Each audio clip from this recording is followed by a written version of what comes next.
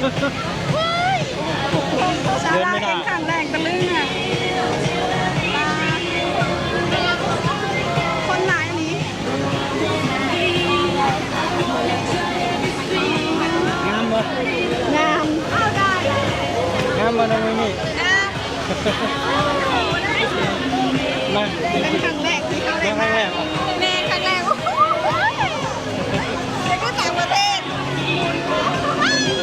แค่ละรางวัลหนาวยังเลยนี่หนาวยัง ผม หนาวก็มีเบาด้วยเนาะ หนาวผมมีผู้บ่าว ไม่แล้วแบบนี้ ตายแล้วเนี่ยนี่เจ้าสวัสดีครับสวัสดีครับพี่ๆนะครับสบายดีสองสาวอีกแล้วนะครับอันนี้ สบายดีไอ้กระแลงสบายดีเอ็มซีละไอ้กระแลงน้ำได้จ้ามีพี่ๆหลายคนถามหาเนาะอาทิตย์นี้บันพาน้องๆออกมาถ่ายคลิปบอนะครับวันนี้ก็เฮาอยู่ที่เชนทันเวอร์นะครับเมื่อก่อนก็มาแล้วเนาะแม่แต่ว่าเพิ่นยังเห็นบ่แล้วโบเป็นแบบนี้เนาะเปลี่ยนแปลง โบเป็นแบบนี้เปลี่ยนแปลงใหม่ รอบนี้คือ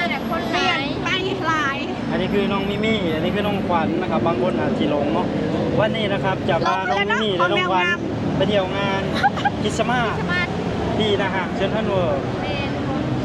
อันนี้น้องอันนี้โมเมนธรรมดาได้จีเพิ่นมาตั้งไว้นี่ราคาเป็นคือสิแพงเนาะสวนสนุกระดับโลกบนโลกใบนี้มีเพียง6 แห่งบอกใช่นี่ชื่อนี่ดิสนีย์แลนด์ใช่มีแค่6 แห่งแต่ว่าเพิ่นมาตั้งเมืองไทยเป็นครั้งแรกก่อนเฮาบ่ได้มีเลยเนาะแบบนี้เนาะเบิ่งก่อนหายากข้างในครับแต่เข้าไปข้างในบางทีอาจจะมีหิมะตกเลยน้องแม่นบอกคนที่เชื่อเนี่ยมันมีหลีนี่ประเทศไทยทำได้ทุกอย่างน้องไม่มีเห็นบ่อนที่ว่าในทีวีที่เห็นต่างประเทศแม่นได้เห็นในทีวีแบบมันเฮ้ยแต่มื้อนี้เจ้าสิมาเห็นในเมืองไทยน่ะน้องแม่นบอกแม่นบ่อยากเชื่อมันสิบ่เจ็บน้ำตรงมาใส่ไปเบิ่งมันจะมีสินี่บ่เดี๋ยวไปเบิ่งกันเมืองไทยทำได้ทุกอย่างน้องเบิ่งคนมารอเต็มที่นี่ได้ทุกอย่างเนาะใช่คนก็หลายเลยทุกคนคนหลายป่ะคนหลายหลีแบบงามนะดิคันเขาไปนี่ต่างประเทศเลยใช่เขาพี่คนหลายขนาดนี้เขาพี่พ่อน้องมิมี่น้องขวัญเห็นบ่พังนะโบอยากจะเชื่อเลยป้าอันนั้นก็มีอีกสวยอีกงามอีกคือสวยงามแท้นี่แต่พลังเนาะมาที่นี่แม่นเอาไปเขาพังเลยเอาไปทางไหนนี่ต้องเดินไปบนหิมะเดี๋ยวมันสิเบิดก่อนเอ้าบ่ได้โมเมนต์ตรงนี้บ่เดี๋ยวเขาจังเดินกลับมาเบิ่งหิมะผู้ข้างหน้าพุ่นหิมะออกแล้วอุ้ยทุกคน พี่เข้ามาที่น้องฟังนี่อุ้ยตื่นเต้นทุกคนอุ้ยตื่นเต้นเสื้อเลยฟันตรงนี้มันขึ้นเอาแล้วเขาจีเข่าได้ยังไงนี่เข่าไปเลย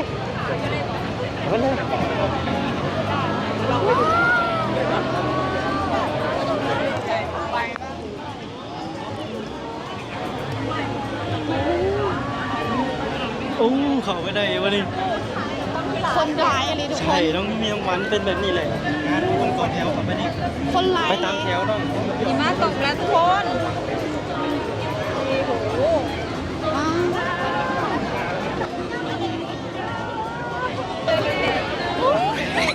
คนสวยคนดี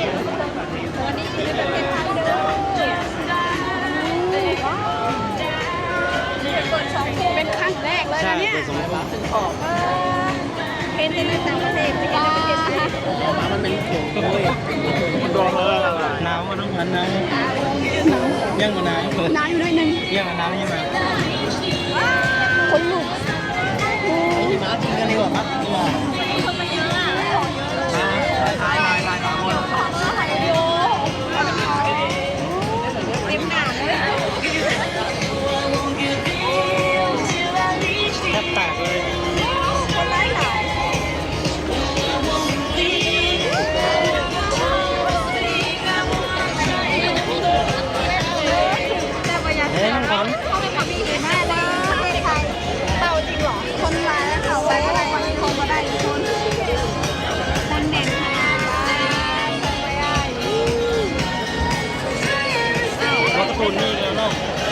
ตัวการ์ตูนนี่เนี่ย คนร้ายการ์ตูนก็หลายแต่ยังไงนี่การ์ตูนกันนี่เรื่องการ์ตูนเนี่ยเต็มแล้วเขาเอิ้นยังนี่ไม่ถึง ไม่รู้กระต่ายอะไรสักอย่าง ไปเลยกับดังแหลมๆเนาะว้าวเมืองประเทศค่ะประเทศไทยทำก็มีแบบนี้ก็อยากเชื่อเลยอ่ะ เฮ้ยบอกว่าแบบนี้มันต่างประเทศเลย แม่นเมืองต่างประเทศเลยอ่ะ เพราะว่าเมืองไทยไม่เคยมีเนาะ แม่น แต่ว่าไทยทำได้สุดยอด พระเจ้าก็สุดยอดแค่นี้สาราเองข้างแรงตะลึงอ่ะคนหลายนี้ งามบ่ งามเข้าได้ งามบ่น้องมินี่มา เป็นครั้งแรกที่เขาได้ ครั้งแรก แม่ครั้งแรกแล้วก็ต่างประเทศ แค่นั้นวันหนาวแห้งเลย หนาว นี่หนาวยัง ผม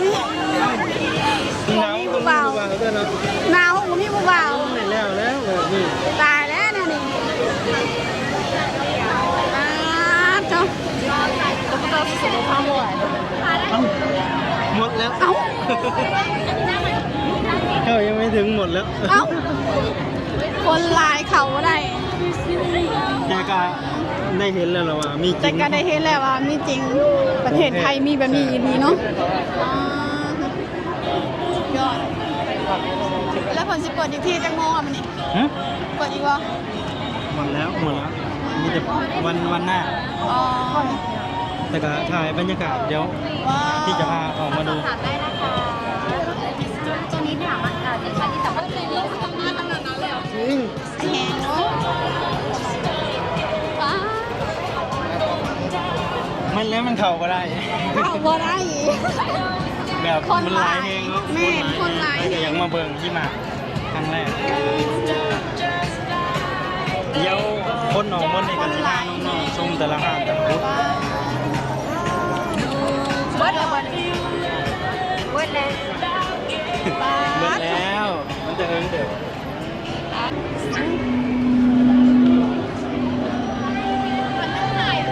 เดี๋ยวน้องไม่มีงามบ่ งามว้าว ตื่นเต้น เป็น เนาะ ครั้งแรกตื่นเต้นแม่บ่เคยเห็นบ่เคยมีเลยนะทุกคน ไม่คิดว่าประเทศไทยจะทำได้ขนาด คิ นี้ ดว่าบ่เป็นประเทศไทยแล้วเนาะไปต่างประเทศเลยทุกค เหมือน นที่มาตกเนาะ ตอนนี้น้องขวัญกับน้องไม่มีอยู่ต่างประเทศนะทุกคนนะ ต่างประเทศแล้ว ที่มาคือ ดู เดียว ที่มาออกมาอีกแล้ว อันนี้ก็เป็นต่างประเทศของเราเนาะ ต่างประเทศไทย ของ เนาะ เรา แต่ละบูธที่เราเห็นนี่มันจะมีแบรนด์ของเกิดไหม เอาแม่นบ มา อก จากเมืองนอก แบรนด์ไทยแบรนด์มัน แบรนด์ดังๆเลย โอ้ ไม่ธรรมดานะ โย ฝรั่งก็มาหลายๆเนาะ แมน แบบ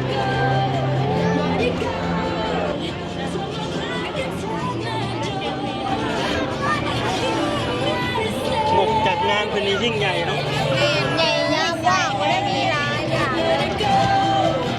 ถ้ามันเป็นเพลงเนาะไปเนี่ยมาเปิดเล่นเพลงถ้ามาทางนี้มี มีนี่ พวกการ์ตูนแต่ละตัวสวยมาก ไปทางไหน ไปทางเพจทางเดิม เอาเรากลับทางเดิม เขามาอย่างอลังการเนาะที่ร้านขายของมา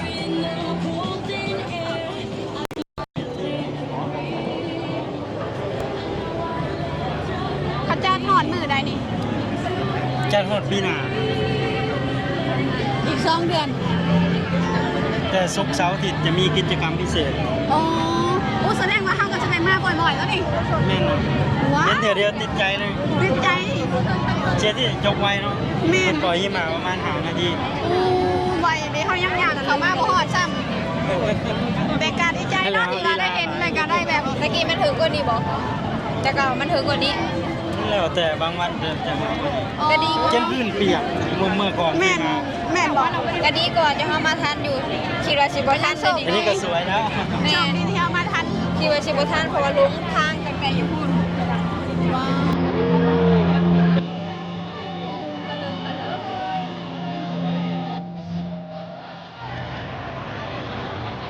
เขาเจ้าขายของนั่นบ่นี่ ตอนแรกกับโบเชียเนาะ แม่ ได้มาเห็นตัวจริงเหรอโอ้โห ตะลึงมากทำไรทุกคนผีมากตกอยู่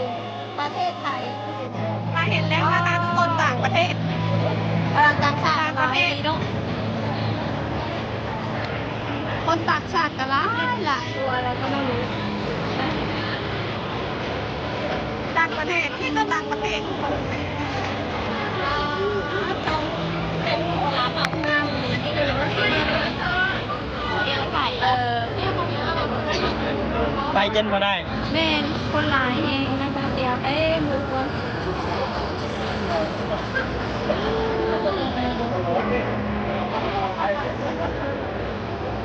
โอ้ย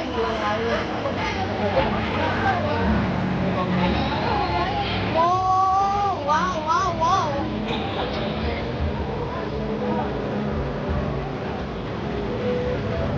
เคยเที่ยวงานหลายงานบอกน้องขวัญตรงนี้นี่ เที่ยวงานรายงานแต่งานนี้อลังการเฮง แบบนี้เนาะ งานนี้อลังการเฮง ซัมนี่อย่าเพิ่งว่าอลังการตาล้อส้มปีใหม่เขาดาวเดี๋ยวว่าสงกรานต์ประเทศไทยจะใหญ่กว่านี้อีก ไม่บอกป้า นี่ขนาดงานของต่างประเทศนะคริสต์มาส อ๋อ ขนาดนี้แต่เป็นคนไทยเองโอ้โห จากไหนเนาะมีนี่นั่นนี่ตัวยืนไดโนเสาร์เหรอไดโนเสาร์เหรอ แม่บอก ใช่ไหมมันโมเมนต์กับป๊อปกาว กระบอมว่า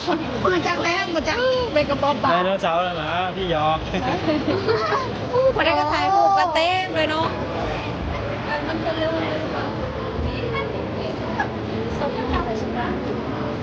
ตาเจ้าเยอะมากหลาย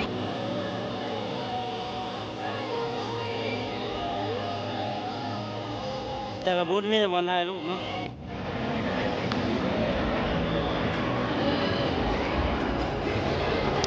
คนมาหาเลยเนาะ หน้าห่างวะนี่ ยังไม่หมดเนาะ แต่ละห้านเลยเนาะ เขาแทบสิบ่ได้ เพราะแต่ละห้านนะคนหลายๆ แน่น ขายของ ไม่ได้เขาจะเอาไปขายของขายเต็มเลยทุกคน หยอกเนาะ ขายดีทุกห้านได้หลาย ขาดสุดยอดถ้าพาอยากเห็นประเทศต่างประเทศมาประเทศไทยเห็นเลย ขวัญไม่เห็น น้องควันมาเห็นแล้ว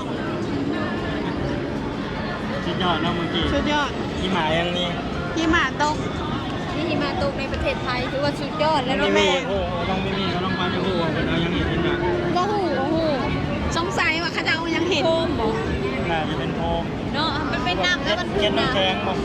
ไม่แน่ใจเนาะ แต่มันเป็นฟอร์มไหน เย็นๆเนาะ แม่น เอ้าโอเคนะครับพี่ๆสำหรับคลิปวิดีโอนี้ก็มาต้องมีน้องขวัญนะครับมาชมพี่หมากนะครับต้นคริสต์มาสก็ยิ่งใหญ่อลังการเนาะ แม่ อันนี้เป็นต้นคริสต์มาสที่ใหญ่ที่สุดในเอเชียเนาะ แม่บอกอยู่ในนี้บอนี่บอเดียวแม่บอก ใหญ่แล้วก็สูงที่สุดในเอเชียหากชื่นชอบในการนำเสนอขออย่าลืมกดไลค์กดซับสไครต์นะครับอย่าลืมไปให้กำลังใจช่อง ควันชาสวรรณเขตจ้า ก็เนาะ น้องไม่มีสาลาวจ้า ที่เป็นกำลังใจให้นะครับเพราะว่าน้องๆคอยกับน้องกัน แม่นฝากเป็นกำลังใจให้ในเด้อฝาก เจอกันใหม่คลิปหน้านะครับ ของอ้อมอกอ้อมใจที่ดีFC คนไทยเลยนะจ้า เจอกันใหม่คลิปหน้านะครับ โอเคค่ะ สบายดี สวัสดีค่ะ